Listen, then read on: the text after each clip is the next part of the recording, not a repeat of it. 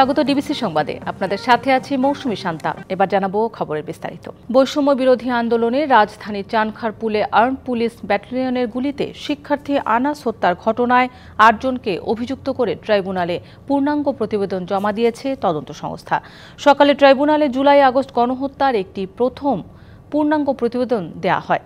গত ৫ই আগস্ট রাজধানীর চানখারপুলে আর্ম পুলিশ ব্যাটালিয়নের গুলিতে ১০ম শ্রেণীর ছাত্র আনাস হত্যার ঘটনায় সাবেক প্রধানমন্ত্রী শেখ হাসিনা সহ ২৫ জনের নামে আন্তর্জাতিক অপরাধ ট্রাইব্যুনালে অভিযোগ করা হয়। ট্রাইব্যুনালে অভিযোগ করেন নিহতের বাবা।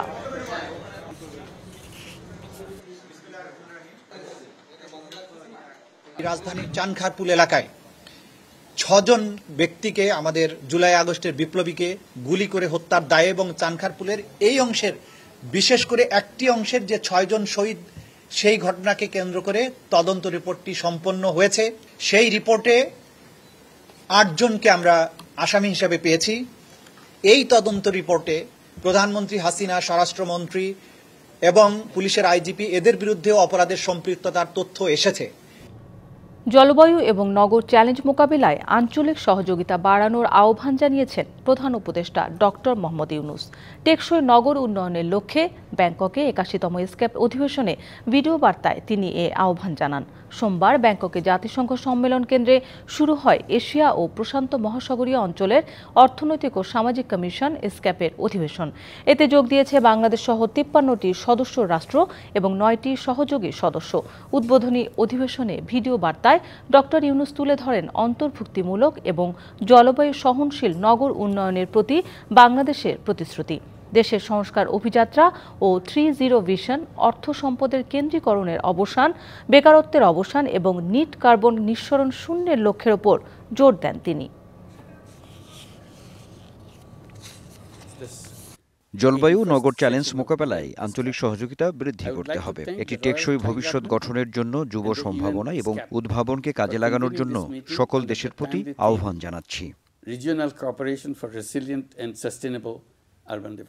প্রধান উপদেষ্টা ডক্টর মোহাম্মদ ইউনূস ৪ দিনের সরকারি সফরে আজ কাতার যাচ্ছেন। রাতে ঢাকার হযরত শাহজালাল আন্তর্জাতিক বিমানবন্দর থেকে কাতারের রাজধানী দোহার উদ্দেশ্যে রওনা দেবেন তিনি। কাতারে আর্থনা সামিট ২০২৫-এ যোগ দেবেন প্রধান উপদেষ্টা। কাতারের আমির Sheikh Tamim bin Hamad Al থানির আমন্ত্রণে এ সফরে যাচ্ছেন ডক্টর ইউনূস। সামিটে অংশ নেয়ার পাশাপাশি কাতারের আমিরের সঙ্গে তার বৈঠক হতে পারে। বাংলাদেশের ৪ জন জাতীয় নারী ক্রীড়াবিদ প্রধান উপদেষ্টার সফরসঙ্গী হিসেবে কাতারে যাচ্ছেন। দেশকে ৪টি প্রদেশে ভাগ করার বিষয়ে দ্বিমত জানিয়ে স্থানীয় সরকার ব্যবস্থাকে শক্তিশালী করতে প্রস্তাব করেছে খেলাফতে মজলিস। জাতীয় ঐকমত্য কমিশনের সঙ্গে বৈঠকে এ প্রস্তাব করা হয়। দলটির সিনিয়র নায়েবে আমির মাওলানা ইউসুফ আশরাফের নেতৃত্বে ৩ সদস্যের প্রতিনিধি বৈঠকে অংশ নেয়। সকাল ১০টায় জাতীয় সংসদ ভবনের এলডি ভবনে শুরু হয়ে সভা চলে পৌনে ১২টা পর্যন্ত। বৈঠকের শুরুতে জাতীয় ঐকমত্য কমিশনের সহ সভাপতি অধ্যাপক আলী রিয়াজ বলেন, এই কমিশনের প্রধান লক্ষ্য দেশে ফ্যাসিবাদের পুনরুত্থান রোধ করা। বৈঠক শেষে খেলাফতে মজলিসের মহাসচিব জালাল উদ্দিন আহমেদ জানান, ১৬৬টি সংস্কার প্রস্তাবে ১৪৭টিতে একমত প্রকাশ করেছে তার দল। এই সংস্কার কমিশনগুলোর উদ্দেশ্য হচ্ছে বাংলাদেশে এমন একটা ব্যবস্থা তৈরি করা যাতে করে বাংলাদেশে পুনরায় কোনো অবস্থাতেই একটি ফ্যাসিবাদী শাসন প্রতিষ্ঠিত হতে না পারে। পাশাপাশি যেন জনগণের অধিকার প্রতিষ্ঠিত হয়, জনগণ যেন বুঝতে পারেন যে তাদের যে অধিকার সেটা সুরক্ষিত আছে। আমরা সংবিধানের মূলনীতি থেকে এই বহুত্ববাদ শব্দটিকে বাদ দেওয়ার জন্য আমরা জোর প্রস্তাব করেছি। পুরো বাংলাদেশকে 4টি ভাগে বিভক্ত করে প্রাদেশিক সরকার ব্যবস্থা চালু করতে বলেছেন। আমরা এই প্রস্তাবের সাথে দ্বিমত পোষণ করেছি। আগে প্রধানমন্ত্রী দপ্তরে টাকা না দিলে কাজ হতো না। বিপ্লব পরবর্তী সময়ে সেই পরিস্থিতি বদলেছে। এখন কোথাও টাকা দিতে হচ্ছে না বলে মন্তব্য করেছেন দুর্নীতি দমন কমিশন দুদক চেয়ারম্যান ডক্টর আব্দুল মোমেন। সকালে লালমনিরহাটে দুদকের গণশুনানি অনুষ্ঠানে একথা বলেন তিনি। বলেন, দুর্নীতির বড় কারণ আমলারা ঠিকাদার বান্ধব। এছাড়াও কর্মকর্তাদের মধ্যে রাজনৈতিক চাপে দুর্নীতির সুযোগ তৈরি হয়েছিল। নিজেরা কাজে স্বচ্ছ থাকলে আমলা শব্দে নেতিবাচক মানসিকতা পরিত্যাগ সহজ হবে। সবাই জাগ্রত হলে আদালতও সচেতন হবে, দীর্ঘসূত্রতা থাকবে না। বড় ও ধনী জেলাগুলোতে দুর্নীতি বেশি বলেও জানান দুদক চেয়ারম্যান। আগে আমাদের দুর্নীতির উৎস কোথায় ছিল? প্রধানমন্ত্রীর অফিসে টাকা দিতে হতো, নতুবা কাজ হবে না। এখন প্রফেসর ইউনূসের অফিসে টাকা দিতে হবে এমন কেউ কি বলতে পারেন? কিংবা দুদকের চেয়ারম্যানের অফিসে কিংবা দুদককে টাকা দিতে হবে, এরকম কি আর কারো মাথায় আসে? যদি সত্যি সত্যি মাথায় এসে থাকে তাহলে বুঝতে হবে এটা একটা অশনি সংকেত। আমরা বিশ্বাস করি এই অশনি সংকেত যেন আমাদের সামনে না আসে। যৌথ মূলধন কোম্পানি ও ফার্মসমূহের অধিদপ্তরে নিবন্ধিত কোম্পানির মাত্র ৯% রিটার্ন দাখিল করে। এই সংখ্যা ৭৫ ভাগ হলে সরকারের লক্ষ্যমাত্রা পূরণ সম্ভব হতো। নিবন্ধিত কোম্পানির সংখ্যা ২,৮৮,০০০। ২০৩০ সালের মধ্যে কর আহরণের লক্ষ্যমাত্রা পূরণ করতে হলে আগামী ৬ বছরে অতিরিক্ত $১৭.৫ বিলিয়ন বেশি আদায় করতে হবে। তাহলে বছরে ২৩% কর হার বাড়াতে হবে। বিশাল একটি অংশ রিটার্ন দাখিল না করে কিভাবে ব্যবসা পরিচালনা করে তা রাজস্ব বোর্ডের খতিয়ে দেখার সুপারিশ করেছে সেন্টার ফর পলিসি ডায়ালগ। যারা কর রিটার্ন দাখিল না করে ব্যবসা পরিচালনা করছে তাদের ক্রিমিনাল অফেন্স হিসেবে শাস্তির আওতায় আনার দাবি করেছে সিপিডি। সরকারের বিভিন্নমুখী যে ধরনের স্মুথ ট্রানজিশন স্ট্র্যাটেজি যা রয়েছে, এর যে কোনোটি বাস্তবায়নের জন্য কিন্তু অভ্যন্তরীণ রাজস্ব বৃদ্ধির কোনো বিকল্প নেই।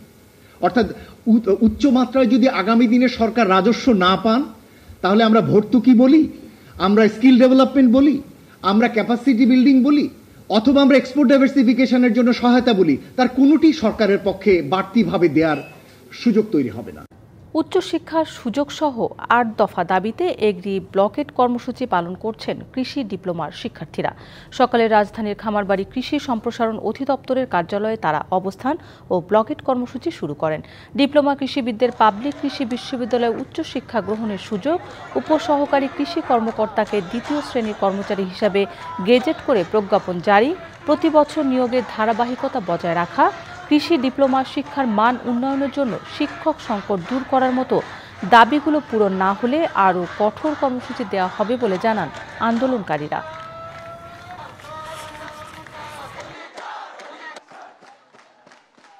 বিভিন্ন সচিবালয়ে আমরা ৮ দফা দাবির স্মারকলিপি প্রেরণ করেছিলাম, কিন্তু তারা কোনো আশানুরূপ ব্যবস্থা গ্রহণ করেনি। আমাদের দাবি মানবে মানবে মানবে বলে আমাদেরকে বারংবার আশ্বস্ত করেছে।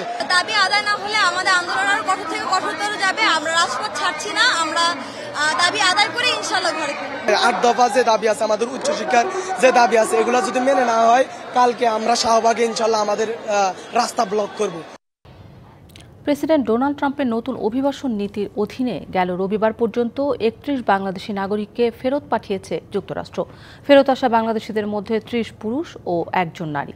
জানা গেছে, ফেরত পাঠানো ব্যক্তিরা অভিবাসন সংক্রান্ত মামলায় হেরে যাওয়ার পরও যুক্তরাষ্ট্রে অবস্থান করছিলেন এবং বিভিন্ন মামলায় সাজা হয়েছে তাদের। ঢাকায় যাদের পাঠানো হয়েছে তাদের মধ্যে ৩ জনকে এসকর্ট বা বিশেষ নিরাপত্তা সহ পৌঁছে দিয়ে গেছেন যুক্তরাষ্ট্রের বিশেষ নিরাপত্তা বিভাগের কর্মীরা। বাকি বাংলাদেশিদের সাধারণ যাত্রীর মতো পাঠানো হয়েছে। ফেরত পাঠানোদের মধ্যে একজন জানান, তাদের সাথে কোনো প্রকার অসম্মানজনক আচরণ করেনি মার্কিন প্রশাসন। গেল ২০ জানুয়ারি ডোনাল্ড ট্রাম্প শপথ গ্রহণের পর ২৯ জানুয়ারি নির্বাহী আদেশে যুক্তরাষ্ট্রে অবৈধভাবে অবস্থানকারীদের নিজ দেশে ফেরত পাঠানোর কাজ শুরু হয়। ডিবিসি সংবাদ এই ছিল এখনকার মতো। ডিবিসি নিউজের সংবাদগুলো পড়তে ভিজিট করুন dbcnews.tv আর ভিজিট করুন ডিবিসির ফেসবুক পেজ এবং ইউটিউব চ্যানেল। ডিবিসির সঙ্গেই থাকুন।